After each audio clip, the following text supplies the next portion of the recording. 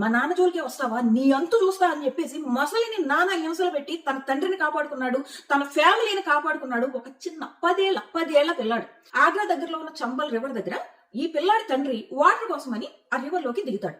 Correct గా అదే టైంలో మొసలు వచ్చేసి ఆ తండ్రి కాలు పట్టేసుకుంది.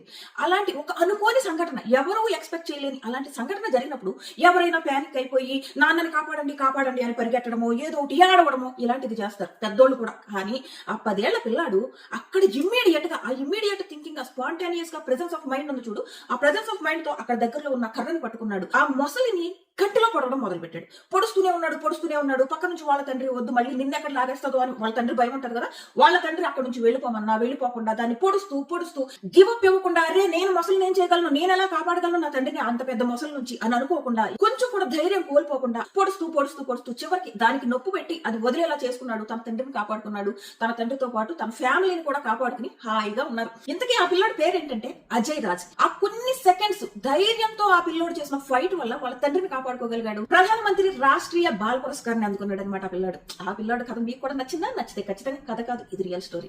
మీకు నచ్చితే ఖచ్చితంగా లైక్ చేయండి. మరిన్ని వీడియోస్ కోసం ఫాలో అవ్వడం మర్చిపోకండి. టాటా.